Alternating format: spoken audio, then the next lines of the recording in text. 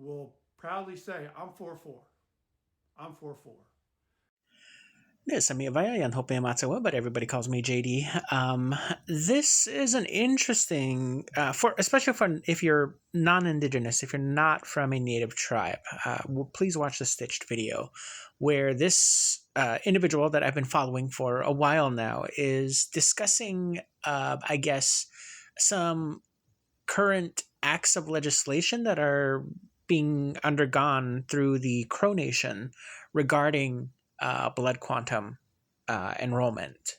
So it's really interesting, you know, current events news within Indian country. But I wanted to also further speak on the concept of four fourths, and he goes really well into the history of how that developed with the United States government in terms of federal recognition and how certain, just due to tribal sovereignty, how certain nations have adopted their own policies and what blood quantum restrictions they have in terms of enrollment, tribal enrollment, right?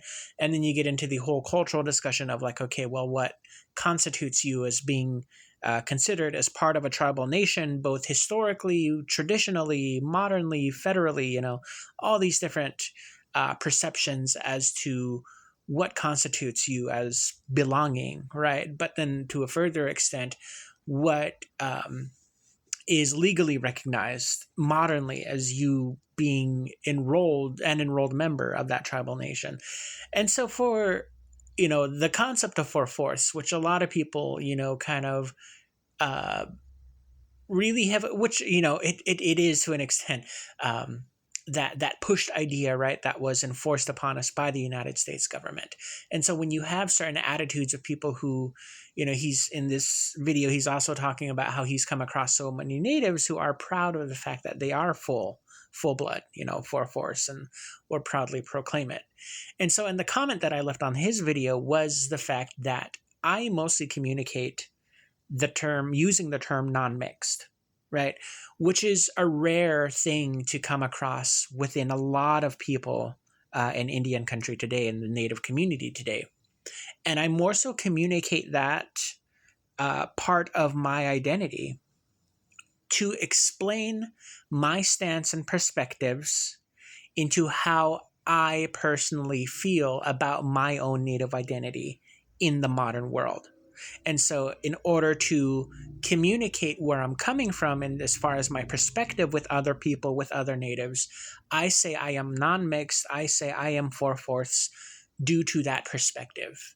However, letting them know too that I still acknowledge biracial identity, multi tribal identities, due to the fact that my own family members, my own cousins, right, they fall into these categories of identity.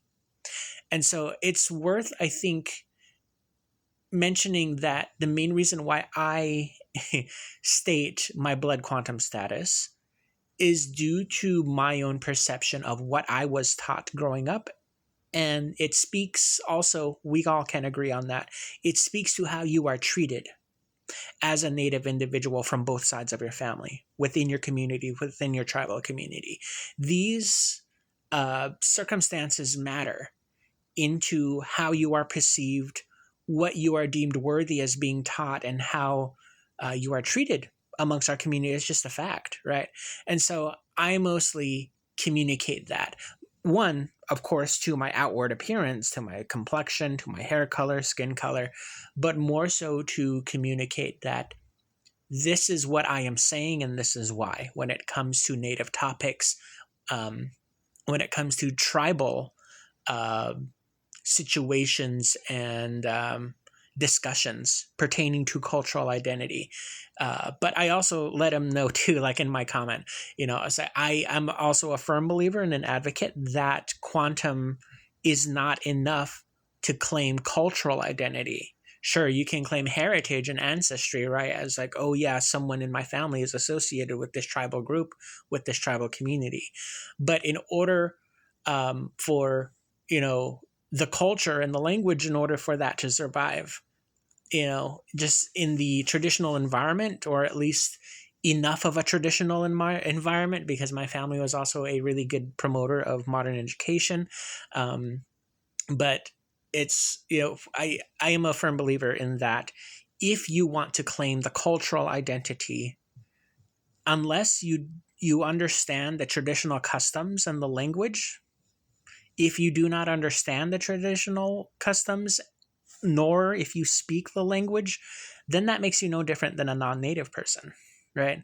In order to obtain and to claim that cultural identity, you have to know this information in order for it to carry on. Blood quantum is half of it in terms of, I guess, legal association, right? In terms of the paperwork, in terms of recognition. And there are some, again, tribal enrollment for those who are non-native too. There's a big difference between cultural identity and association and ties to a community versus federal recognition and tribal enrollment status. Completely different things. Two different things.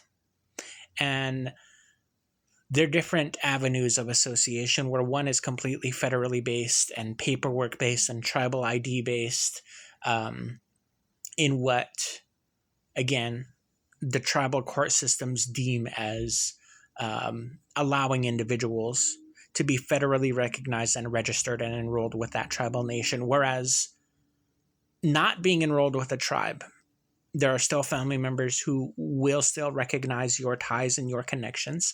And so if you want just to be connected to that community, you do not have to be enrolled with the tribal community. But yes, it does exclude you from certain benefits. A good example would be during COVID, right? So many different tribal nations and communities, in addition to the federal stimulus monies that were sent out to U.S. citizens, tribal nations, most of them, mine included, were in addition given their own funds to distribute to their own tribal members, And for us as Hopi, it was the very first time we ever received a check from the tribal government, unless you're a winner of some scholarship money. So yeah, that was an interesting time in 2020 and in 2021.